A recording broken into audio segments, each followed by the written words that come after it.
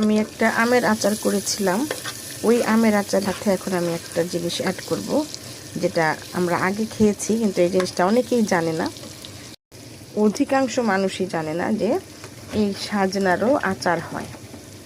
এই সাজনারও আচার হয়, কিন্তু সাজনাটাতে তো কিছু টক দিতে হবে, নাহলে তো আর আচারের টেস্ট আসবে না। সেজন্য একটা কমপ্লিট আচারটাকে রেডি করে তারপর এটাতে সাজনা দিয়ে দিলাম। এরপর আমাকে কিছু হয়তোবা চিনি অ্যাড করতে হবে টেস্টের জন্য।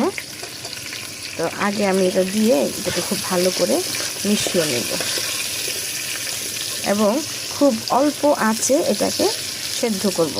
কারণ আমি যদি আমের শুরুতেই এই সাজনাটা দিয়ে দিতাম তাহলে সাজনা কিন্তু খুব দ্রুত নরম হয়ে যেত এবং আঁশগুলো বের হয়ে গেলে সাজনা আর খেতে ভালো লাগবে না।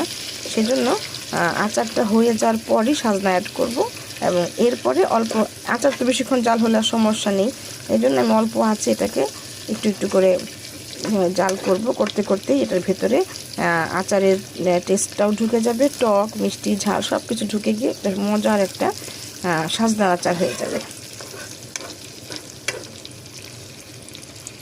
যেহেতু আমি সাজনা অ্যাড করেছি সেজন্য আচারের মধ্যে আর একটু মরিচ অ্যাড করব, আবার সামান্য একটু হলুদ অ্যাড করে দিব, আর একটু দিব লবণ। এই সামান্য পরিমাণে একটু লবণ দিয়ে দিলাম, এতে সাজনাটা সেদ্ধ হবে, সাজনার ভেতরে সব মশলা ঢুকবে, লবণও ঢুকবে। আর হলো এরপরে আমি একটু চিনি অ্যাড করবো আরও পরে। সাজনা থেকে একটু পানি বের হবে লবণ দেওয়ার পরে, ওই পানিটা আবার জালে জালে সেদ্ধ হয়ে যাবে, শুকিয়েও যাবে। চিনিটা এখনই দিব না, কারণ চিনি এখন দিলে সাজনা সেদ্ধ নাও হতে পারে। এটা একটা সাজনা এরকম ভেঙে গিয়েছে, তবে ভাঙার থেকে আস্ত সাজনাটাই ভালো, কারণ ভাঙা হলে তাড়াতাড়ি শুকিয়ে যাওয়ার সম্ভাবনা থাকে। শুকনো সাজনাটা আবার খেতে খুব একটা ভালো লাগে না, সেজন্য রসালো অবস্থাতেই মোটা মোটা করেই দিয়েছি, যে ভেতরে রসটা ঢুকবে এবং ওই সাজনার ভেতরে যে বীজ আছে, একটু মশলা মশলা ভাব আছে, ওটা একদম আচারের টেস্ট হয়ে যাবে ওটাতে। ওটা খুলে দেওয়ার কিছু নাই, খুলে দিলে একদম আশ হয়ে যাবে, খেতে ভালো লাগবে না।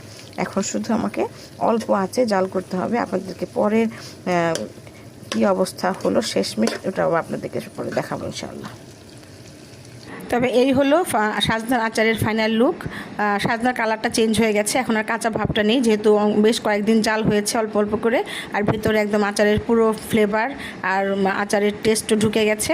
যারা কখনো করে খাননি অবশ্যই এটা করে একবার ট্রাই করবেন। এখনও সাজনা পাওয়া যাচ্ছে বাজারে, আমি আজকেও সাজনা দেখেছি, আনতেও চেয়েছিলাম, পরে ভাবলাম যে আমার ঘরে কিছু সাজনা আছে, এগুলোকে শেষ হোক। তো